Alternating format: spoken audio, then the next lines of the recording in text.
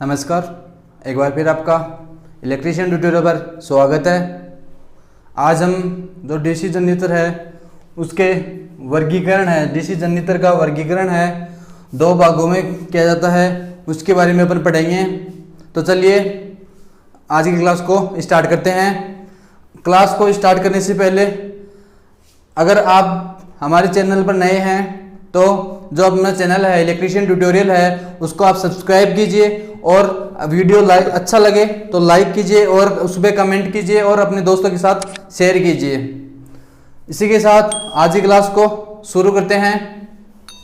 आज हम बात करेंगे डीसी जनरेटर का वर्गीकरण, अर्थात जो वर्गीकरण है डीसी जनरेटर है, क्लासिफिकेशन ऑफ डीसी जनरेटर, उसके बारे में अपन बात करने वाले हैं।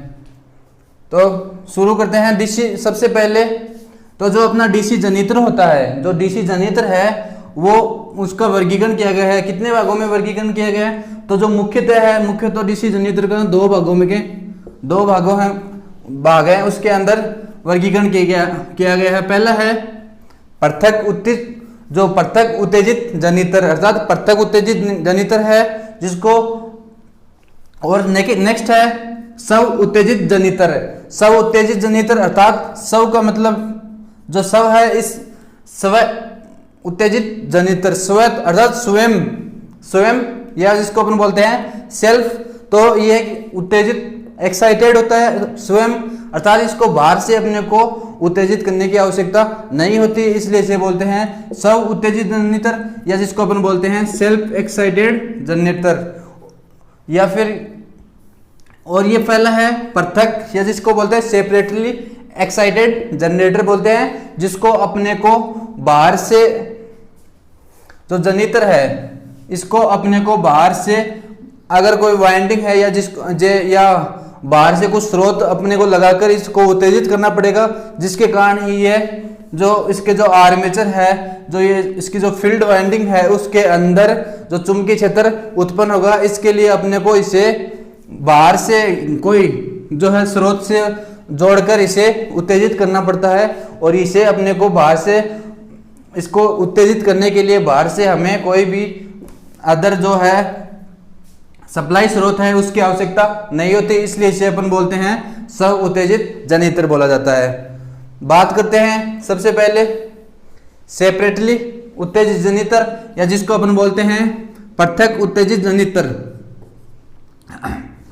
तो ये इसका डायग्राम है जिसके अंदर ये है जनरेटर, इसके अंदर ये वाला भाग है आर्मेचर और इसके बाहर वाला है ये है जो है अपना फील्ड वाला।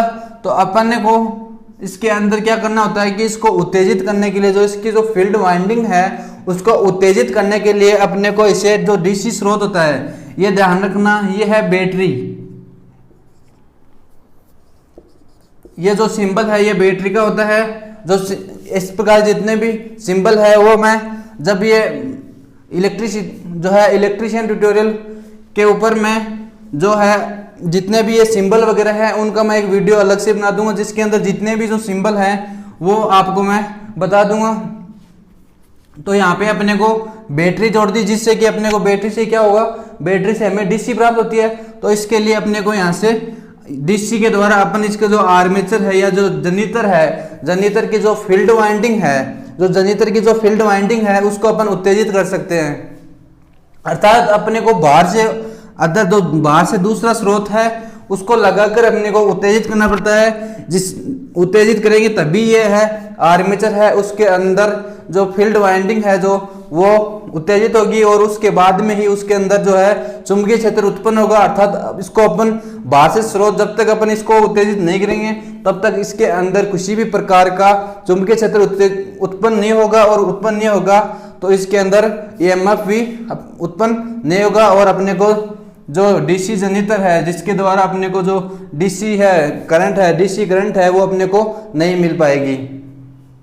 उसके बाद में बात करते हैं, ये होता है उत्तेजक जो है, ये जो उत्तेजक है ये पृथक उत्तेजित जो जनरेटर है वो है वोल्टेज उत्पादित वोल्टेज से कम, अर्थात जो उत्तेजित जो यहाँ से अपन उत्तेजन के लिए इसे या एक्साइटेशन के लिए जो अपन वोल्टेज देते हैं, जो वोल्टेज है इसका मान जो होता है वो होता है जो अपनी आर्मेचर के अंदर जो वोल्टेज है उसके मान से कम होता है, अर्थात उत्तेजित जो वोल्टेज होता है वो उत्पादित वोल्टेज, अर्थात यहाँ पे जो उत्पादन होता है उस वोल्टेज से इसका जो मान होता है वो होता है कम होता है।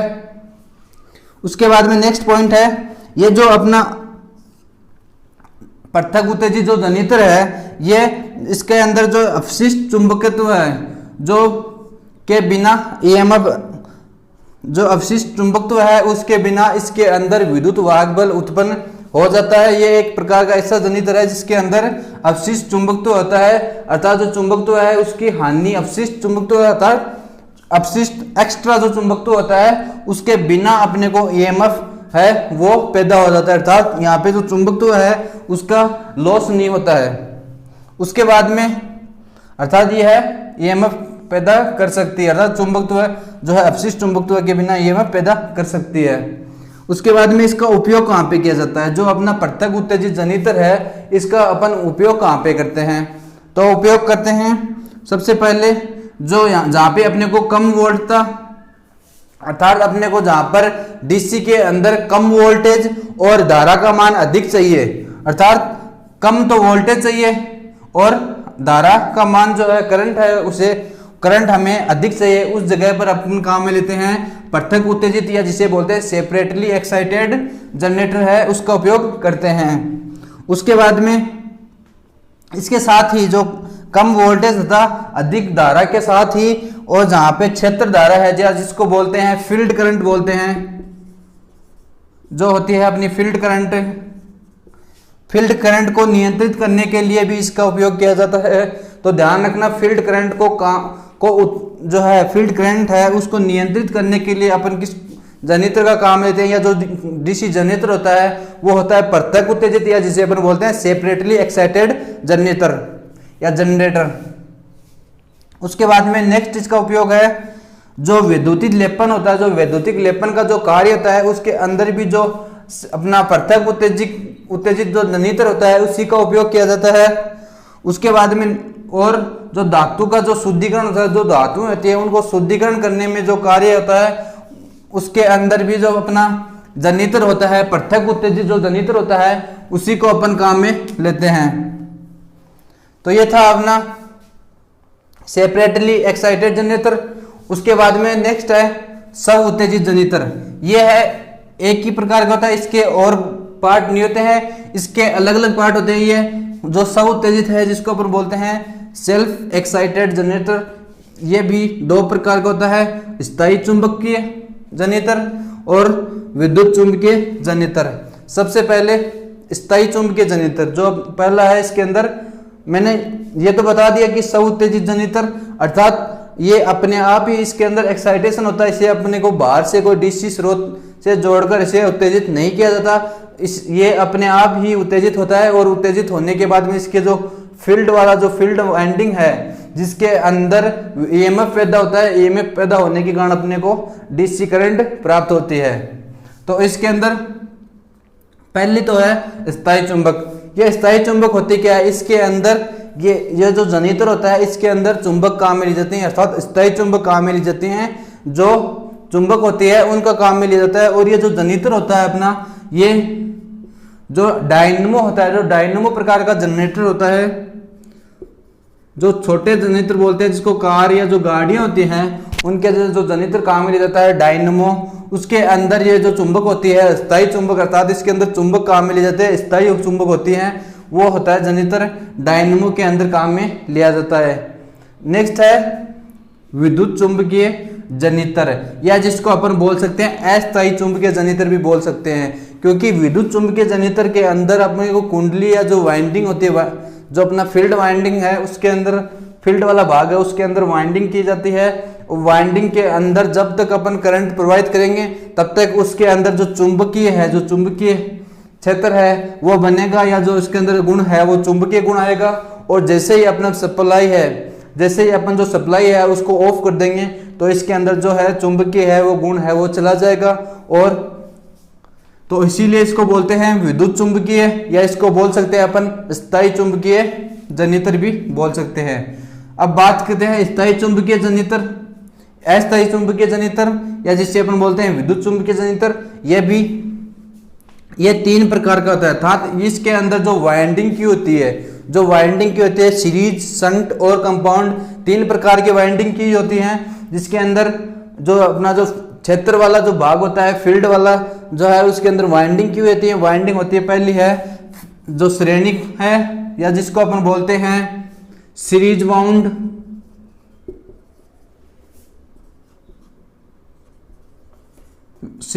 जनरेटर। उसके बाद में नेक्स्ट होती है अपनी शंट वाइंडिंग, जिसको बोलते हैं शंट,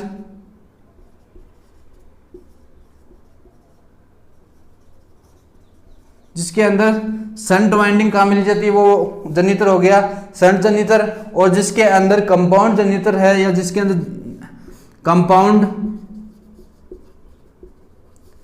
कंपाउंड जो वाइंडिंग है वो प्रयोग में की जाती है, तो वो उस प्रकार का जो कंपाउंड वाला जो है वो हो गया कंपाउंड जनित्र।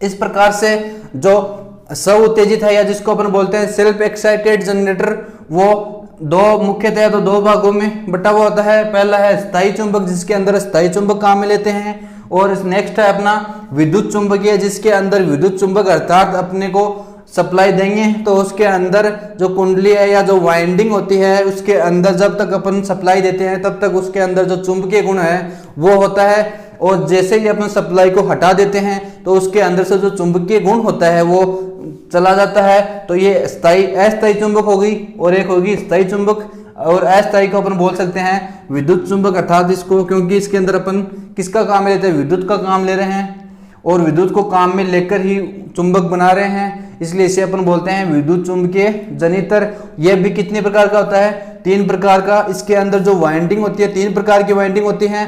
पहली शंट, पहली श्रेणी जिसे अपन बोलते हैं सीरीज वाउंड जनरेटर, सेकंड है शंट जनित्र, और थर्ड है कंपाउंड जनित्र है। इनके बारे में नेक्स्ट क्लास है अपनी, उसके अंदर अपन नेक्स्ट है कल अपन इसके बारे में अपन डिस्कशन करेंगे। सबसे पहले कल अपन पढ़ेंगे जो अपना स्थायी चुंबकीय जनित्र है, उसके बारे में पढ़ेंगे, फिर ये वाला, और उसके बाद में इसके जो 3 पार्ट हैं उनके बारे में अपन पढ़ेंगे। इसी के साथ आज की क्लास में इतना ही। धन्यवाद।